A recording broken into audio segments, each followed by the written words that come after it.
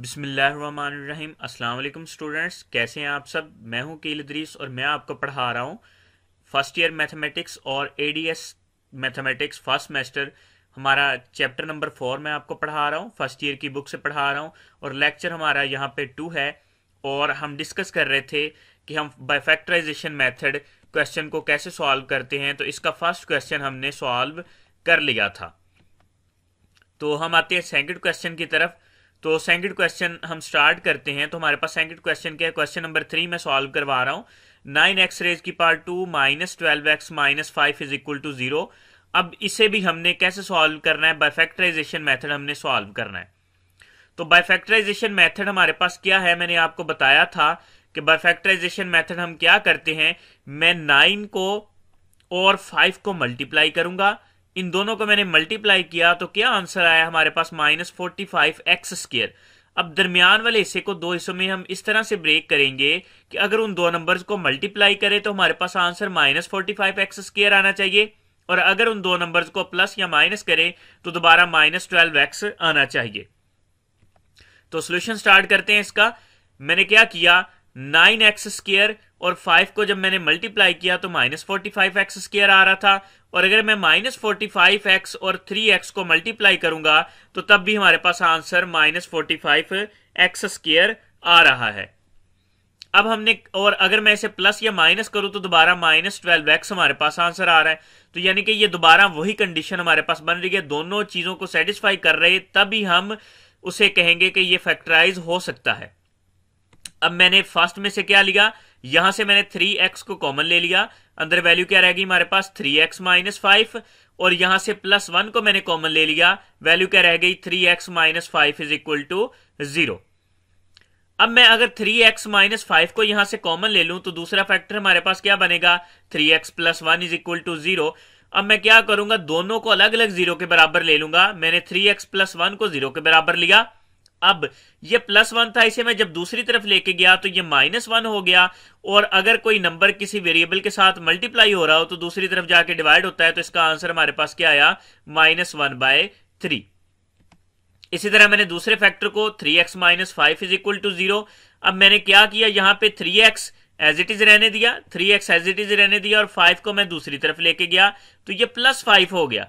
अब मैंने क्या किया, 3 को दूसरी तरफ जाके डिवाइड हो गया। अगर कोई नंबर किसी वेरिएबल के साथ मल्टीप्लाई होता है तो दूसरी तरफ जाके डिवाइड होता है, तो जब x दूसरी तरफ जाके डिवाइड होगा तो यहां पे आंसर क्या आया, x इज इक्वल टू 5/3। तो हमारे पास इसका सोल्यूशन सेट क्या आया, -1/3 और 5/3 हमारे पास इसका सोल्यूशन आ गया। अब हम आते हैं क्वेश्चन नंबर 3 की तरफ मूव करते हैं। तो इसमें मिनिमम मैं आपको 3 या 4 क्वेश्चन सॉल्व करवाऊंगा ताकि आप फैक्टराइजेशन से कैसे क्वेश्चन को सॉल्व करते हैं आपको मेथड इजीली क्लियर हो जाए। क्वेश्चन नंबर 5 में करवा रहा हूं, 4.1 एक्सरसाइज के ही तमाम क्वेश्चंस करवा रहा हूं। अब मैंने क्या करना है, ये हमारे पास क्वेश्चन है। अब इस क्वेश्चन को सबसे पहले हमने general form of quadratic equation की फॉर्म में लेके आना है। तो मैं क्या करूंगा, यहां पे x को x के साथ मल्टीप्लाई करूंगा, इसे सिंपल फॉर्म में लेके आऊंगा, ax² plus bx plus c is equal to 0 की फॉर्म में इसे लेके आऊंगा। फिर मैं इस पे फैक्टराइजेशन मेथड अप्लाई करूंगा। तो इसका सोल्यूशन स्टार्ट करते हैं। मैंने क्या किया, यहां पे x को x के साथ मल्टीप्लाई किया तो x रेज की पावर 2 हो गया। जब वेरिएबल के साथ मल्टीप्लाई होता है तो पावर्स ऐड होती हैं। फिर मैंने x को 7 के साथ मल्टीप्लाई किया तो आंसर क्या आया, 7x। इसी तरह से मैंने 2x को x के साथ पहले मल्टीप्लाई किया, आंसर क्या आया, 2x रेज की पावर 2। 2x को 4 के साथ मल्टीप्लाई किया प्लस 8x, -1 को x के साथ मल्टीप्लाई किया -x, -1 को +4 के साथ मल्टीप्लाई किया -4। अब मैं यहां पे करूंगा क्या, x² plus 7x is equal to 2x raise की पावर 2। 8 में से मैंने एक x निकाल दिया तो क्या रह गया हमारे पास, +7x -4। अब मैं सारी टर्म को एक तरफ लेके जाऊंगा तो मैं इस टर्म को दूसरी तरफ लेके जा रहा हूं क्योंकि यहां पे x² की वैल्यू बड़ी है। तो इस तरफ ले आए या उस तरफ ले आए, क्वेश्चन पे कोई फर्क नहीं पड़ेगा, दोनों तरफ उसको लेके जा सकते। एक साइड हमने 0 करनी है, या लेफ्ट हैंड साइड 0 कर लें या राइट हैंड साइड 0 कर लें। तो मैं इस टर्म को इस तरफ जब लेके गया तो 2x² प्लस का था, एज इट इज रहा। ये एक्स स्क्वायर जब मैं इस तरफ लेके आया, ये प्लस था, यहां आके माइनस एक्स स्क्वायर हो गया। अब 7x मैंने लिखा प्लस का, ये प्लस का 7x था, मैंने यहां लिख दिया। ये प्लस का 7x था, मैं जब दूसरी तरफ इसे लेके गया तो ये माइनस 7x आ गया। -4 is equal to 0 as it is लिख दिया। अब ये प्लस 7x है, ये माइनस 7x है, ये दोनों कैंसिल आउट हो जाएंगे एक दूसरे से, ये टर्म्स कट गई। अब हमने क्या किया, 2x स्क्वायर में से एक एक्स स्क्वायर निकाल दिया, तो क्या रह गया, x रेज की पावर 2 -4 और इज इक्वल टू 0। अब हमने फार्मूला पढ़ा हुआ है एक, अगर हमारे पास फार्मूला क्या है, ए स्क्वायर माइनस बी स्क्वायर अगर हमारे पास हो तो ये किसके बराबर होता है, इज इक्वल टू हमारे पास होता है ये a प्लस बी। हमने ये फार्मूला पढ़ा हुआ है a प्लस बी और a माइनस बी के बराबर होता है। तो यहां पे मैं लिख रहा हूं a प्लस बी और a माइनस बी के बराबर होता है, ये फार्मूला हमारे पास। मैंने यहां पे क्या किया, इस पे ये फार्मूला अप्लाई किया, तो क्या हुआ, a square minus B square था, तो यहां पे 2 का स्क्वायर लिख सकते हैं 4 को। तो यहां पे क्या होगा, जब अप्लाई किया तो a minus B, x minus 2 और x प्लस 2 मैंने लिख लिया। अब दो फैक्टर्स बन गए, अब दोनों को सेपरेटली अलग अलग 0 के बराबर ले लेंगे। मैंने क्या किया, x minus 2 is equal to 0, तो ये माइनस था, दूसरी तरफ गया तो ये प्लस 2 हो गया। इसी तरीके से x plus 2 is equal to 0, ये प्लस 2 था, जब मैं इसे दूसरी तरफ लेके गया तो ये माइनस 2 हो गया। तो इसका सोल्यूशन सेट हमारे पास क्या आएगा, 2 माइनस 2 इसका हमारे पास सोल्यूशन सेट आएगा। अब नेक्स्ट क्वेश्चन की तरफ मूव करते हैं, वो भी हम फैक्टराइजेशन मेथड से ही क्वेश्चन को सॉल्व करेंगे। आज के लेक्चर में मैं सिर्फ आपको बाय फैक्टराइजेशन मेथड सॉल्व कैसे करते हैं क्वेश्चन को, वही मेथड सिखाऊंगा। तो हमारा 4 क्वेश्चन है, a over A x minus 1 plus B over B x minus 1 is equal to a plus B, x is equal to not, यहां पे कंडीशन दे दी उसने, x is equal to not 1 over a 1 over b। ये condition क्यों लगाई है, अगर x 1 ओवर a के बराबर होगा तब भी ये अनडिफाइंड वैल्यू देगा, अगर x 1 ओवर b के बराबर होगा तब भी अनडिफाइंड वैल्यू देगा। इसीलिए उसने यहां पे कंडीशन लगा दी कि x ना ही 1 ओवर a के बराबर हो सकता है और ना ही 1 ओवर b के बराबर हो सकता है। तो सोल्यूशन स्टार्ट करते हैं, a over A x minus 1 plus B over B x minus 1 is equal to a plus B. अब मैंने क्या किया, ये प्लस बी था तो मैं इसे इस तरफ लेके आया तो ये माइनस बी हो गया, a over A x minus 1 minus B plus B over B x minus 1, और ये प्लस a था, इस तरफ लेके आया तो ये minus a is equal to 0। अब क्या करेंगे, सेपरेटली इसका एलसीएम ले लेंगे, इन दो टर्म्स का एलसीएम ले लेंगे और इन दो टर्म्स का एलसीएम ले लेंगे। तो मैंने यहां पे क्या किया, जब मैंने इसका एलसीएम लिया तो क्या आया, ए एक्स माइनस 1। अब मैं अगर ए एक्स माइनस 1 को ए एक्स माइनस 1 पे डिवाइड करूंगा तो वो हमारे पास बचेगा क्या, 1। जो नंबर बचता है ऊपर वाले नंबर से उसे मल्टीप्लाई करते हैं। अब 1 को जब मैंने a के साथ मल्टीप्लाई किया तो ये हमारे पास आंसर क्या आया, a। फिर मैंने ए एक्स माइनस 1 को 1 पे डिवाइड किया, क्योंकि b के बटे में हमारे पास क्या है 1 पे डिवाइड किया तो ये हमारे पास क्या आया, ए एक्स माइनस 1। अब ए एक्स माइनस 1 को जब b से मल्टीप्लाई किया तो यहां पे टर्म क्या आएगी, b into A x minus 1 plus B x minus 1 as it is मैंने लिख दिया यहां पे।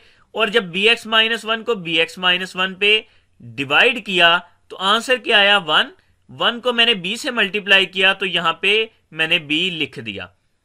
अब a के बटे में क्या था, 1।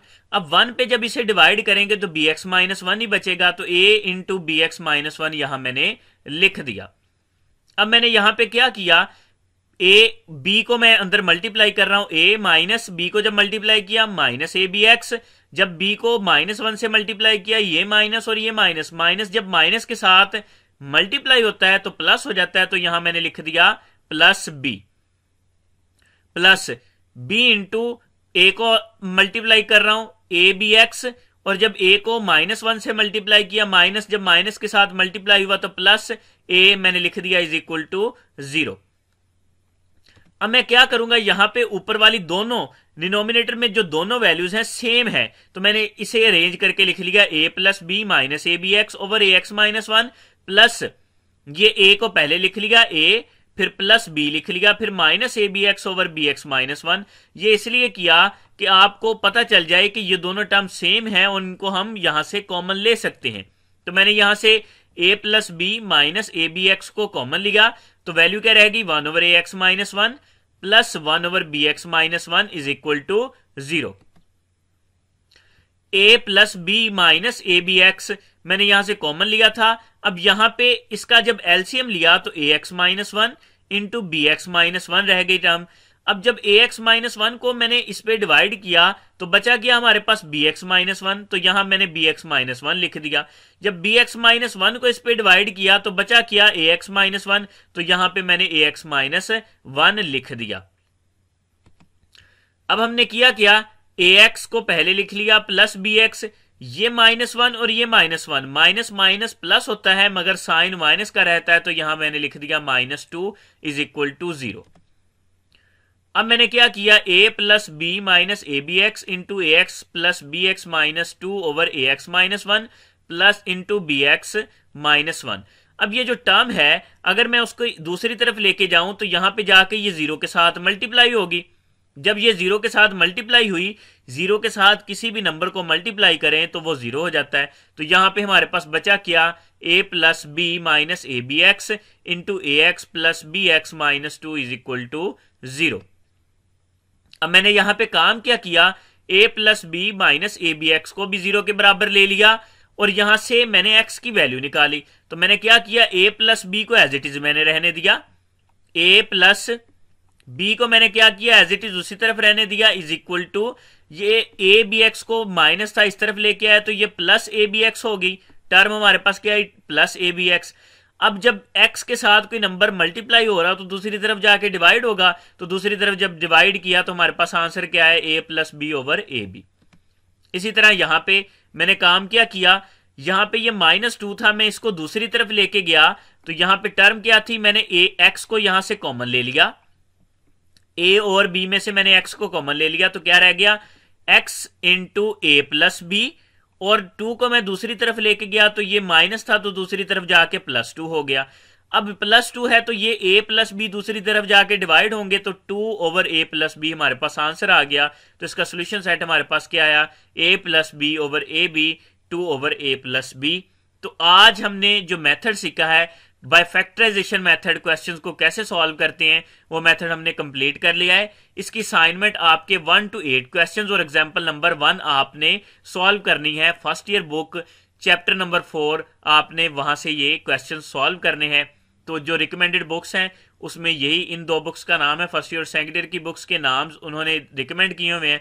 तो ये क्वेश्चंस आपने वहां से करने हैं। तो जनाब करना क्या आपने, अगर चैनल पे नए हैं चैनल को सब्सक्राइब, वीडियो को लाइक और एक प्यारा सा कमेंट जरूर करना है। तो नए लेक्चर के साथ मिलते हैं इंशाल्लाह ताला, तब तक के लिए अल्लाह हाफिज।